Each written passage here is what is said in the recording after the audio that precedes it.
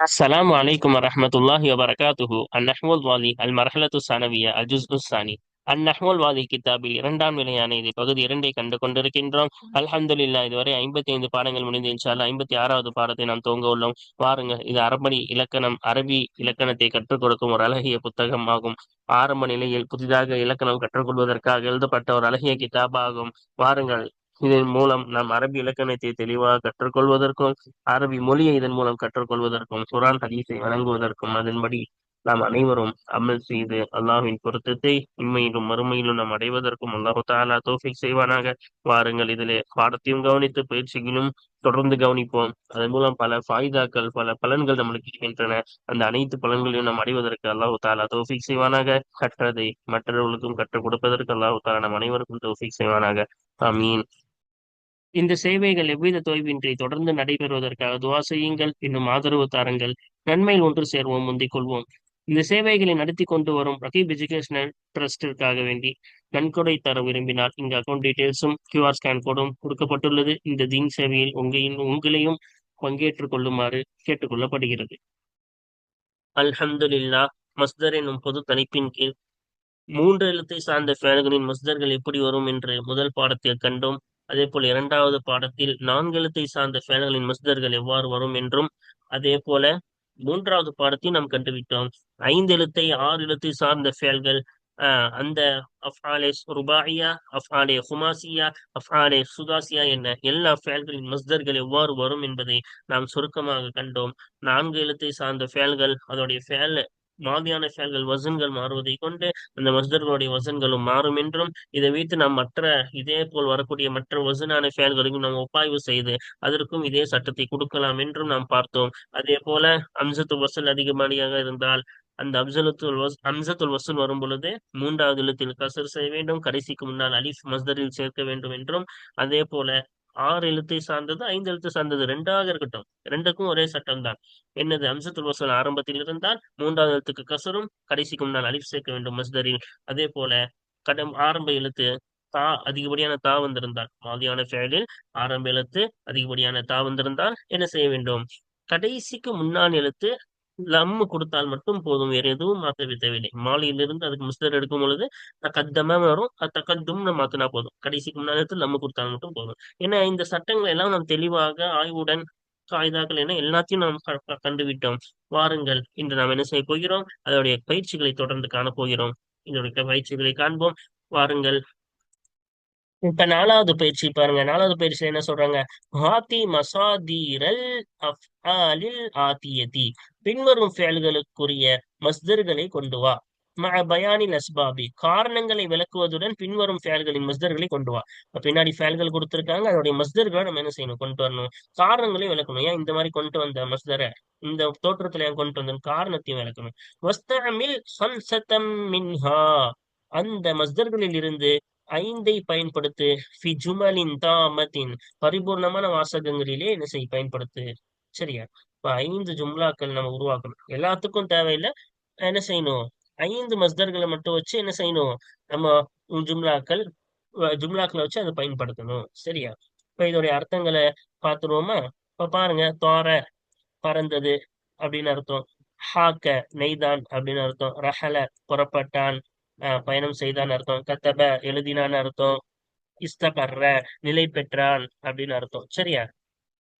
இஸ்வர்ர மஞ்சளித்தது. ஹாஜ புதி தெளிந்தது. தகப்பர பெருமை அடித்தான். சப்பஹ தஸ்பீஹ் செய்தான்.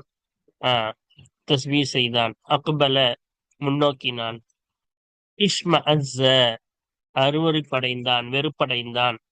சஅப கஷ்டமானது. ஹபத ஹபதன கீழே இறங்கியது. பக்கா அழுதான். தகாதல பலவீனமடைந்தான். அஸ்லஹ சீர்திருத்தினான். தொரிப சந்தோஷமடைந்தான். ஜரா சென்றது, நடந்தது. ஒகஃப நின்றான். தொன்ன எழுப்பினான், சத்தம் எழுப்பினான். சரியா? தொன்னனா சத்தம் எழுப்பினான். இதோடைய அர்த்தங்கள் பார்த்தாச்சா? பாருங்கள், இதோடைய பதில்களை நாம் இப்பொழுது என்ன செய்வோம்? பார்ப்போம். இப்ப என்ன இங்க பாருங்க போட்டிருக்கா? ஆஹ் இப்ப 4வது பயிற்சியின் பதில். இப்ப இப்போ தாராவுடைய என்னது, அதோடைய மஸ்தர் தொயரான். தொயரான் அதோடைய மஸ்தர் என்ன? தொயரான். அப்ப ஏன் தொயரான் வந்துச்சு? நம்ம படிச்சோம் என்னது, ஒரு நிலையற்ற தன்மையின் மீது அறிவித்தால் அது ஃபஅலான் வசன்ல வரும். இப்ப பறக்கிறது என்றால், பறந்தான் என்றால் ஒரு நிலையற்ற தன்மை தானே. அதான் சொல்றாங்க பாருங்க, அல் ஃபேலு இந்த ஃபேல் ஆகிறது சுலாசியின் மூன்று எழுத்தை சார்ந்ததா இருக்கும். தோர மூணு எழுத்து தானே, தோ அலிஃப்ரா எதுல்லு அலா இத்திராபின் ஒரு நிலையற்ற தன்மையின் மீது அறிவிக்கும். அப்ப பறக்கிறதா ஒரு நிலையற்ற தன்மை தானே. இப்ப அறிவித்தால் ஃபஅலான் வசன்ல வரும்னு பார்த்தோம். அதே மாதிரி வந்திருக்கா. மஸ்தர் ஹோ இன்னும் அதனுடைய மஸ்தர் ஆகிறது அலா வஸ்னி ஃபஅலான். ஃபஅலான் என்ற வசனின் பிரகாரம் இருக்கும். இந்த ஃபேலின் மஸ்தர் ஆகிறது ஃபஅலான் என்ற வசனின் பிரகாரம் இருக்கும். இப்ப அடுத்து பாருங்க, இஸ்ஃபர்ர. இப்ப அடுத்து என்ன செய்ய போறாங்க? இஸ்ஃபர்ர சொல்ல போறாங்க. இஸ்ஃபர்ரனா என்ன? அதோடைய மஸ்தர் எப்படி வரும்? இஸ்ஃபிராரன் வரும். அல் ஃபேலு இந்த ஃபேல் ஆகிறது, இஸ்ஃபர் என்ற ஃபேல் ஆகிறது குமாசியுன் ஐந்து எழுத்தை சார்ந்ததா இருக்கும். ஐந்து எழுத்தை சார்ந்தது தானே. அப்ப மபுதூன் ஆரம்பிக்கப்பட்டதா இருக்கும். ஹம்சத்தி வஸ்லின் வஸ்லுடைய அம்சாவை கொண்டு ஆரம்பிக்கப்பட்டதா இருக்கும். அப்ப ஆரம்பத்துல அம்சத்து வசூல் வந்திருக்குல்ல. அம்சத்து வசூல் பாடத்துல நம்ம விளக்கம் சொன்னோம். அதாவது தனியாக படிக்கும் பொழுது அந்த அம்சாவை சொல்லுவோம், தனியாக இல்லாமல் முன்னோட வார்த்தையுடன் சேர்த்து படிக்கும் பொழுது அந்த அம்சா விழுந்து விடும். அதான் அம்சத்துல் வசூல். அப்ப ஹுமாசி சுதாசி என்ற இரண்டு ஃபேல்களிலும் அம்சத்துல் வசூல் இருந்தால், அம்சத்துல் வசூலை கொண்டு ஆரம்பிக்கப்பட்டதாக ஃபேல் இருந்தால் அதற்கு எப்படிதான் வரும்? அதுவே மாலியிலிருந்து மஸ்தரா மாத்தும் பொழுது மூணாவது எழுத்துக்கு கசரும், கடைசிக்கு முன்னாடி அலிஃபும் சேர்க்கணும். அதே போல ஆக்கியிருக்காங்களா. சரி, அங்க பாருங்க. இஸ்ஃபிராருல். அதே போல 5 வாசகங்கள் கேட்டாங்க. 5 வாசகங்கள் அது நடுவுல கொண்டு வராங்க. அதுல ஃபர்ஸ்ட் வாசகம் தான் இது. 5 எல்லாத்துக்கும் மஸ்தர் சொல்ல சொன்னாங்க, காரணம் சொல்ல சொன்னாங்க. 5 வாசகம் கேட்டாங்க. அதுல ஃபர்ஸ்ட் வாசகம் தான் இது. ஓகேவா? இப்ப என்ன வாசகம்? இஸ்ஃபிராருல் கும்ஹி. கும்ஹ்னா கோதுமை. கோதுமை மஞ்சளிப்பதாகிறது. தலீலு நுலூஜிஹி அது பழுத்ததின் அடையாளமாகும். அந்த கோதுமை பழுத்ததின் அடையாளமாகும். சரியா? இது ஒரு வாசகம். அடுத்து பாருங்க, இஸ்மஅஸ்ஸ. இஸ்மஅஸ்ஸ என்பது பார்த்தோன்னே தெரியும் என்னது, 6 எழுத்தை சார்ந்த ஒரு ஃபேலு.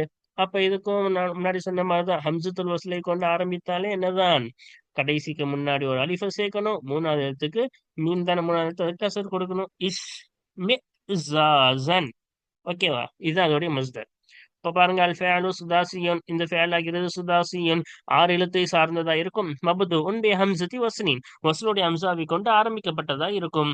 அப்ப ஆரம்பத்துல எப்படி வந்திருக்குது? வஸ்லுடைய ஹம்சாவை கொண்டு ஆரம்பிக்கப்பட்டதா இருக்கிறது. இப்ப அதுக்கப்புறமா பாருங்க, அஸ்லஹ இது 4 எழுத்தை சார்ந்த எழுத்து வார்த்தை ஃபேலு. அதுக்கு எப்படி வரணும்? இஸ்லாஹ். இப்ப 4 எழுத்து சார்ந்ததாக இருந்து அஃஅல வசன்ல வந்துச்சுன்னா அதுக்கு மஸ்தர் இஃப்ஆல் வசன்ல தான் வரும்னு படிச்சோம். அதே போல வந்திருக்கா இஃப்ஆல் இஸ்லாஹ். அல் ஃபேலு இந்த ஃபேல் ஆகிறது. அஸ்லஹ என்ற இந்த ஃபேல் ருபாய் 4 எழுத்து சார்ந்ததா இருக்கும். அல வஸ்னி அஃஅல அஃஅல வஸ்னின் பிரகாரம் இருக்கும். அஃஅலனா அஃஅல அஸ்லஹ. சரியா? அப்ப ரெண்டு ஒரே மாதிரி தானே இருக்கு. மஸ்தருஹு அதனால இன்னும் இந்த ஃபேலின் மஸ்தர் ஆகிறது அலா வஸ்னி இஃப்ஆலின் இஃப்ஆல் என்ற வஸ்னின் பிரகாரம் இருக்கும். அப்ப இஃப் ஆல் இஸ்லாஹ் என்ன, இஸ்லாஹ் என்ற வசனின் பிரகாரம் தானே இருக்கு. அடுத்து பாருங்க, ஹாக்க. ஹாக்க நம்ம ஒண்ணு படிச்சோம். அந்த ஹாக்கோடைய மஸ்தர் என்ன? ஹியாகத். ஹியாகத்தன். ஓகேவா? அப்ப ஹியாகத்துன்னு சொல்லலாம், இல்லாட்டி என்னது ஹியாகத்தன்னு சொல்லலாம். ஏன்னா அது எடுத்து காட்டியிருக்காங்க. ஓகேவா? இங்க பாருங்க, ஃபயரானன் இஸ்பிராரன் இஸ்மிசாசன்னு மூணுத்தையும் என்ன செஞ்சாங்க? நசபுடைய இதுல கொண்டு வந்தாங்க. அதுக்கப்புறமா இஸ்லாஹ்னு என்ன செஞ்சாங்க? இதுல கொண்டு வந்தாங்க, ரஃபாவுடைய இடத்துல. ஏதோ ஒன்று நம்ம என்ன செய்யணும்? இது எப்படி வேணா சொல்லலாம். தாரைய தீரு தொயரான் என்ன சருஃபின் அடிப்படையில சொல்லும் பொழுது தொயரானன் என்ன வரும்? நசபுடைய இடத்துல வரும். இல்ல அது தனியா காட்டுறோம். முபத்ததா கபரா படிச்சோம்னா அஸ்லஹுடைய மஸ்தர் ஆகிறது. மஸ்தர் இருக்குல்ல மேல, அந்த மஸ்தர் அந்த ஃபேலின் மஸ்தர் ஆகிறது இஸ்லாஹுன் இஸ்லாஹ் என்பதா இருக்கும் அப்படின்னு என்ன செய்யலாம்? கபராவும் படிக்கலாம். சரியா? அப்ப அதே போல என்னது எஹீகு ஹியாகத்தன் அப்படின்னு அந்த சர்ஃபின் அடிப்படையில் ஹியாகத்தன்னு சொல்லலாம். இல்ல மஸ்தருஹு இதோட மஸ்தர் ஆகிறது ஹியாகத்துன்னு சொல்லலாம். சரியா? இப்ப ஹியாகத்துன். இப்ப ஹியாகத்து வரணும் எப்படியா? ஒரு தொழிலை குறித்தால் நான் சொன்னேன், ஒரு தொழிலை குறித்தால் அது எந்த வசன்ல வரும்? ஃபிஆலத் வசன்ல வரும். நம்ம முன்னாடி நம்ம பாடத்துல பார்த்தோம்ல. அப்ப இதுவும் என்ன செய்கிறது? ஒரு தொழிலை குறிக்கிறது. நெய்தான் அப்படின்னு தானே அர்த்தம். அப்ப என்ன தொழிலை தானே குறிக்கிறது? அப்ப நெய்தல் அப்படின்னு ஒரு தொழிலை குறித்தால் அது ஃபிஆலத் வசன்ல தான் வரும் பெரும்பாலும். சரியா? அல் ஃபியாலு இந்த ஃபியால் ஆகிறது. ஹாக் என்ற ஃபியால் சுலாசியும் மூன்று எழுத்தை சார்ந்ததா இருக்கும். எதுல் அலா ஹிர்ஃபத்தின் ஒரு தொழிலின் மீது அறிவிக்கிறது. அதான் நெய்தல் என்ற ஒரு தொழில். மஸ்தருஹு இந்த ஃபியாலின் மஸ்தர் ஆகிறது. அலா வஸ்னி ஃபிஆலத்தின் ஃபிஆலத் என்ற வஸ்னின் பிரகாரம் இருக்கும். ஃபிஆலத் ஹியாக்கத். சரியா? அப்புறம் பாருங்க. ஆஹ் ஹாஜ ஹாஜக்கு வந்து ஹயஜானுன் எப்படி கொடுத்திருக்காங்க? ஹயஜானுன் கொடுத்திருக்காங்க. இப்ப ஹாஜக்கு மஸ்தர் எப்படி வரணும்? ஹயஜான் வரணும். ஏன்னா இது நிலையற்ற தன்மையை காட்டுகிறது. ஹாஜனா கொதித்தெழுந்தா கிளர்ந்திருந்தான், அதுதானே அந்த அர்த்தம் தானே ஹாஜ. இப்ப நிலை இல்லாமல் கிளர்ந்தெழுதல் அப்படி நிலை இல்லாத ஒரு தன்மையை தானே அறிவிக்கிறது. அப்படி அறிவிச்சா அது ஃபஅலான் வசன்ல தானே வரும். ஃபஅலான் ஹயஜான். சரியா? அல் ஃபஅலு இந்த ஹாஜ் என்ற ஃபஅலாகிறது சுலாசியின் மூன்று எழுத்தை சார்ந்ததாக இருக்கும். எதுல் அலா இல்திராபின் ஒரு நிலையற்ற தன்மையின் மீது அறிவிக்கும். அப்ப நிலையற்ற தன்மையின் அறிவிப்பதனால இந்த வசன்ல தான் வரும். அதான் போட்டிருக்கு பாருங்க. மஸ்தருஹு இந்த ஃபேலின் மஸ்தர் ஆகிறது. அலா வஸ்னி ஃபஅலானி ஃபஅலான் என்ற வசனின் பிரகாரம் இருக்கும். இப்ப இந்த ஃபேலுக்கு வரக்கூடிய மஸ்தர் என்னதான்? ஏன் இந்த ஃபேலு ஹயா ஒரு நிலையற்ற தன்மையின் மீது அறிவிக்கிறது. அதுக்கு ஃபஅலான் வசனில் தான் வரும். சரியா? இப்ப ஃபயரான் மேல பார்த்தோம். அதே போல ஹயஜான். சரியா? இதுக்கு ரெண்டாவது வாசகம். ஃபர்ஸ்ட் வாசகம் முடிஞ்சிருச்சு. 5 வாசகம் கேட்டாங்க. இப்ப ரெண்டாவது வாசகம் கொடுத்திருக்காங்க பாருங்க. ஹாஜல் அசது ஹயஜானன் சிங்கம் கிளர்ந்தெழுந்தது. அஹ் கிளர்ந்தெழுவதாக கிளர்ந்தெழுந்தது. அடுத்து பாருங்க சஅப கஷ்டமானதுன்னு சொன்னோம்ல. சஅபதன். சரி, அப்ப சஅபதன் அப்படின்னா கஷ்டம் அப்படின்னு அர்த்தம்.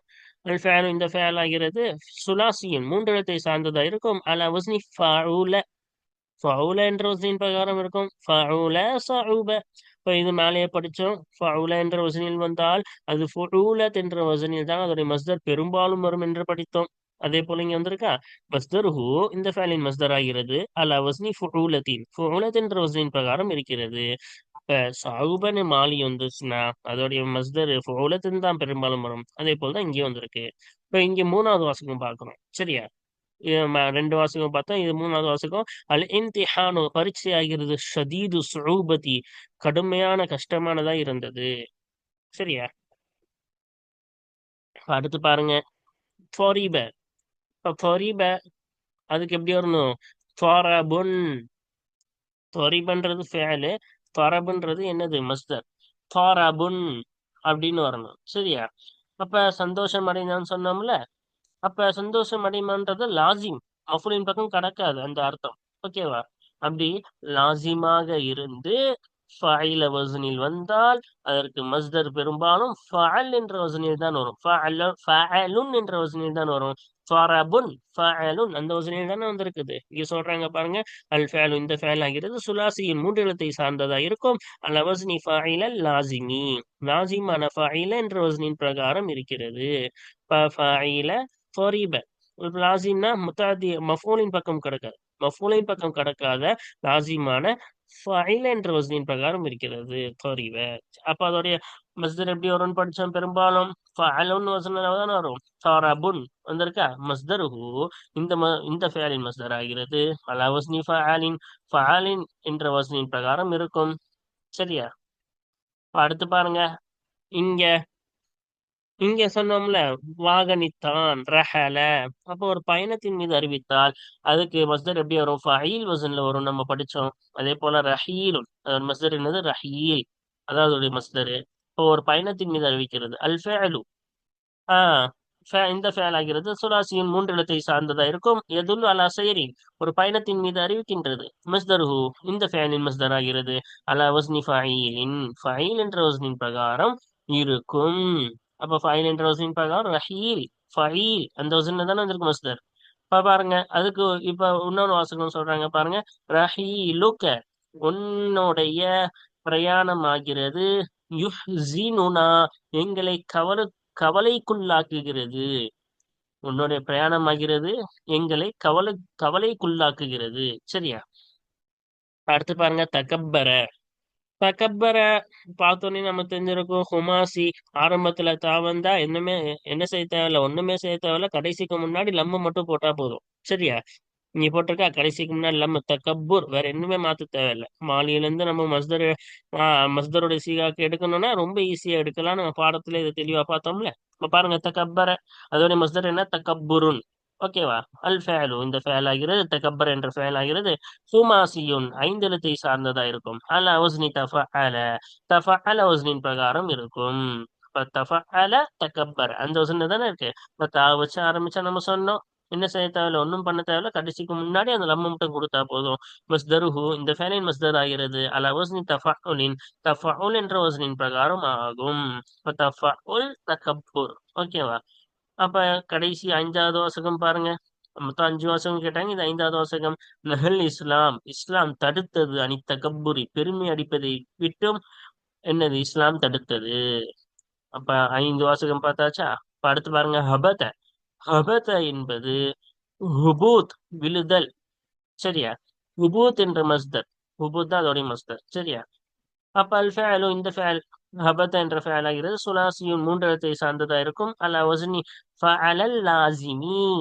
ஏன் ஹுபூத்னு வந்துச்சு? ஹபத ஃபஅல அப்படின்னு ஃபஅல வசன்ல இருக்க. அதே போல விழுந்தான், அவ்வளவுதான். இந்த அர்த்தம் என்ன செய்யாது, மஃபூலின் பக்கம் கடக்காது.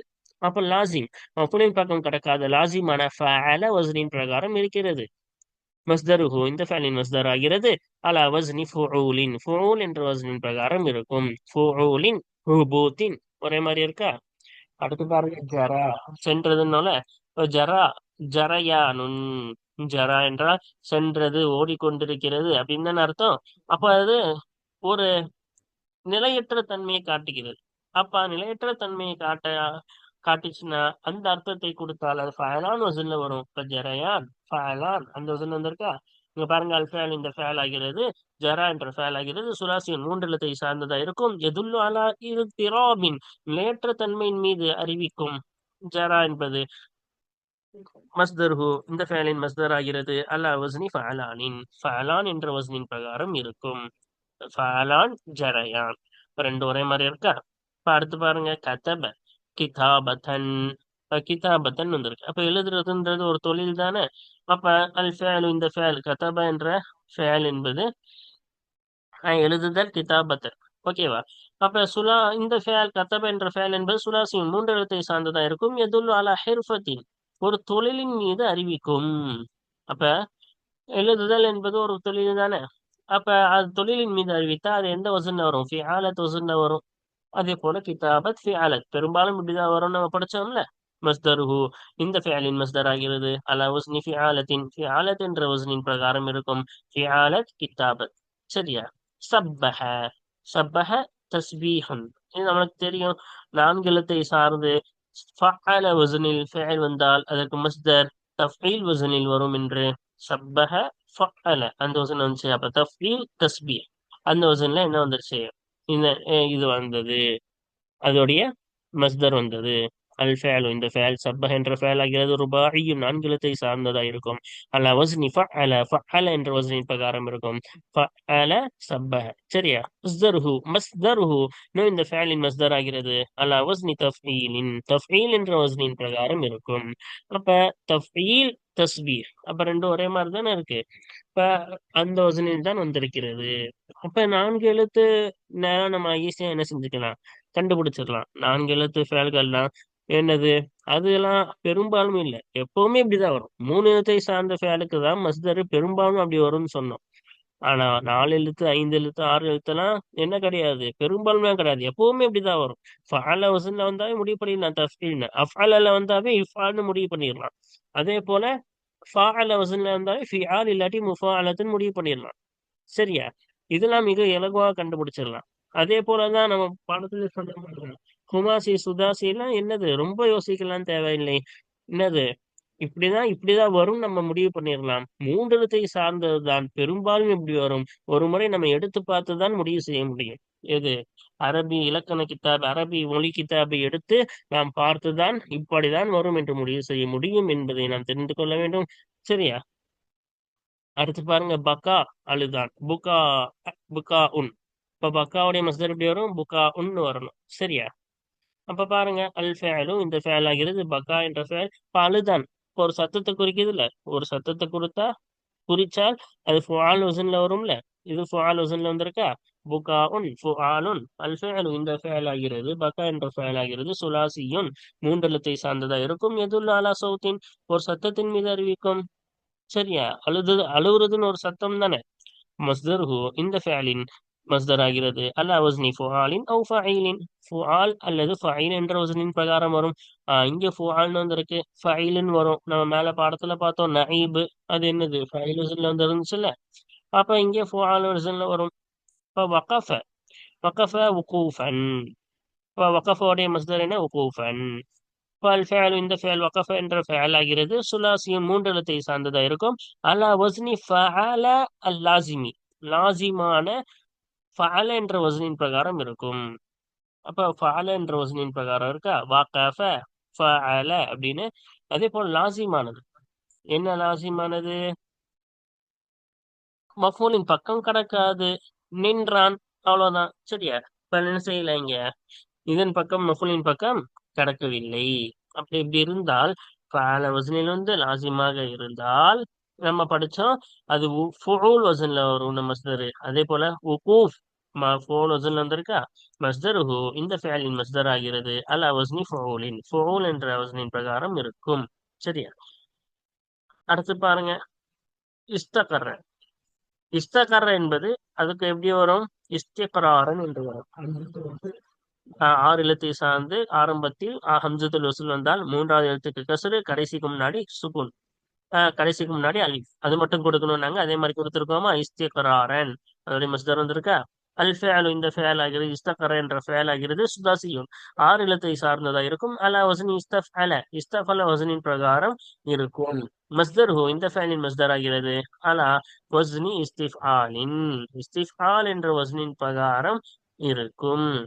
அப்ப இஸ்திஃஆல் இஸ்திக்ரார் அந்த வசனின் பிரகாரம் தானே இருக்கு. சரியா? அடுத்து பாருங்க, அக்பல. அக்பல என்பது அதோடைய மஸ்தர் என்னது? இக்பால். அஃஅல வஸ்னில் ஒரு நாலு எழுத்தை சார்ந்த ஃபேல் வந்தால் அதோடைய மஸ்தர் இஃப்ஆல் வஸ்ன்ல வரும். இக்பால் இஃப்ஆல். அல் ஃபேல் இந்த ஃபேல் அக்பல் என்ற ஃபேல் ஆகிறது ருபாயும் நான்கு எழுத்தை சார்ந்ததா இருக்கும். அல வஸ்னி அஃஅல அஃஅல வஸ்னின் பிரகாரம் இருக்கும். அப்ப அஃஅல வஸ்னின் பிரகாரம் நான்கு எழுத்தை சார்ந்ததாக இது இருக்குது. சரியா? அஃஅல அக்பல வகியாசு மஸ்தரிஹி இன்னும் இந்த ஃபேலின் மஸ்தருடைய ஒப்பாய்வாகிறது அலா வசனி இஃப்ஆலின் இஃப்ஆல் என்ற வசனின் பிரகாரம் ஆகுவதா இருக்கும். இப்ப இந்த மஸ்தருடைய கியாஸ் நம்ம எடுத்தோம்னா இஃப்ஆல்ன்ற வசன்ல தான் எடுக்கணும். கியாஸ் நம்ம சொல்லியிருக்கோம்ல, ஒப்பாய்வு செய்து எடுக்கலாம்னு. நான்கு எழுத்தை சார்ந்த ஐந்து ஆறு எழுத்தை சார்ந்த ஃபேல்களுக்கு எல்லாம் என்ன செய்யலாம்? நம்ம ரூபாய் ஹுமாசி சுலாசிக்கெல்லாம் நம்ம கியாஸ் எடுக்க முடியும். எதுக்குதான் கியாஸ் எடுக்க முடியாது? சுலாசிக்கு தான் நம்ம என்ன எடுக்க முடியாது, கியாஸ் எடுக்க முடியாதுன்னு படிச்சோம். இதுவெல்லாம் என்னதுதான்? கியாசி தான். கடைசியா தகாதல. தகாதுலுக்கு மஸ்தரு தகாதுல்லுன். தகாதுல் ஒண்ணுமே நம்ம மாத்த தேவையில்லை. ஏன்னா தாவை வச்சு ஆரம்பிச்சு அது ஹுமாசியா இருந்தால் கடைசிக்கு முன்னாடி லம்பு மட்டும் கொடுத்தா போதும். அதே மாதிரி கொடுத்துருக்காங்களா. இங்க பாருங்க, அல் ஃபேல் இந்த ஃபேல் ஆகிறது ஹுமாசியும் ஐந்து எழுத்தை சார்ந்ததா இருக்கும். அல்ல வசனி தஃபால தஃபால வசனின் பிரகாரம் இருக்கக்கூடியதா இருக்கும். தஃபால வசனின் பிரகாரம் இருக்கா. அதன் மீது இருக்கக்கூடிய ஐந்து எழுத்தை சார்ந்த ஃபேல் இது. மஸ்தருஹு இந்த ஃபேலின் மஸ்தர் ஆகிறது அன். இங்க அன் என்று வந்திருக்கிறது. அலா வர வேண்டும். என்ன வரணும்? அலா என்று வர வேண்டும். அலா வஸ்னி தஃபாஉலின் தஃபாஉல் என்ற வஸ்னின் பிரகாரம் இருக்கும். இந்த ஃபேலுடைய மஸ்தர் தஃபாஉல் தஹாதுல் அந்த வஸ்னின் பிரகாரம் இருக்கிறது. சரியா? கடைசியா பாருங்க, தொன்ன. என்ன செய்யறாங்க? தொன்ன என்று கூறுகிறாங்க. தொன்ன என்றால் தொனீன். அதோடைய வசன மஸ்தர் எப்படி வரும்? ஃபஈல் வசன்ல வரும். ஃபஈல் வசன்ல தொனீன் ஃபஈல் அந்த வசன் வந்திருக்கா. இப்ப ரீங்காரம் எழுப்பினான் ஒரு சத்தத்தை எழுப்பினான்னு சொன்னோம்ல, நம்ம முன்னாடியே சொன்னோம். ஒரு சத்தத்தை குறிக்கக்கூடியதாக இருந்தால் ரீங்காரம் எழுப்பினான்னு அர்த்தம் அசல்ல தொன்னனா. அப்ப ஒரு சத்தத்தை தான் குறிக்கிறது. அப்படி சத்தத்தை குறித்தால் ரெண்டு வசனில் வரும் என்று படித்தோம். ஆல் வசனிலோ அல்லது ஃபஈல் வசனிலோ வரும்னு. இங்க எந்த வசன்ல வந்திருக்கு? ஃபஈல் வசன் தொனீன் என்று வந்துள்ளது. அல் ஃபேலு இந்த ஃபேல் ஆகிறது தொன்ன என்ற ஃபேல் சுலாசியுன் எதுல்லு அலா சௌத்தின் மூன்று எழுத்தை சார்ந்ததா இருக்கும். ஒரு சத்தத்தின் மீது அறிவிக்கும். இப்போ ஒரு சத்தத்தின் மீது அறிவிக்கிறதா. மஸ்தருஹு இந்த ஃபேலின் மஸ்தர் ஆகிறது அலா வஸ்னி ஃபஈலின் அவு ஃபுஆலின். ஃபஈல் அல்லது ஃபுஆல் என்ற வஸ்னின் பிரகாரம் இருக்கும். இங்கே ஃபஈல் வஸ்ன்ல வந்திருக்குது. அல்ஹம்துலில்லாஹ். இப்ப இங்க மேல பாத்தீங்களா, இந்த பயிற்சிகள் மூலம் உங்களுக்கு ஒரு நன்கு தெரிந்திருக்கும் மஸ்தர்கள் எல்லாம் எப்படி எடுக்க வேண்டும் என்று 4 பயிற்சிகளை நாம் முடித்து விட்டோம். 4 பயிற்சிகள் மஸ்தர்களை தொடர்ந்து நம்மளுக்கு கொடுத்துக்கிட்டே இருக்கிறார்கள். காரணம் மறக்காது. ஒண்ணொண்ணு இந்த மாதிரி தரும்போது தான் வேறு வார்த்தைகள் இங்க பாடத்தில் கொடுக்கக்கூடியது ஒரு 10 வார்த்தைகள் கொடுத்திருக்காங்க. ஆனா இந்த உதாரணங்களில் நாம் 30, 40 வார்த்தைகளுக்கு மேல் நாம் பார்த்திருப்போம். அப்படிதான் 4 பயிற்சியில 40 வார்த்தைகளுக்கு மேலே நாம் பார்த்திருப்போம். அப்ப இப்படி பார்க்கும் பொழுது என்ன செய்யும்? பாடம் நன்கு மறக்காமல் இருக்கும். இன்னும் முடிக்கவில்லை. இன்னும் இருக்கிறது. இன்னும் 2, 3 பயிற்சிகள் இன்னும் மீதமாக இருக்கிறது. வாருங்கள். அந்த பயிற்சிகளை நாம் தொடர்ந்து பார்த்தோமேயானால் இப்படிக்கு எவ்வாறு வர வேண்டும், எப்படி கொண்டு வர வேண்டும் என்பதையும் கவிதையில் நம்மளுக்கு கடைசியா பயிற்சி தருவாங்க. அதையெல்லாம் நம்ம என்ன செய்வோம்? தொடர்ந்து காண்போம். வாசிர் தவான் அல்ஹம்துலில்லாஹி ரப்பில் ஆலமீன். அஸ்ஸலாமு அலைக்கும் வரஹ்மத்துல்லாஹி வபரகாத்துஹு.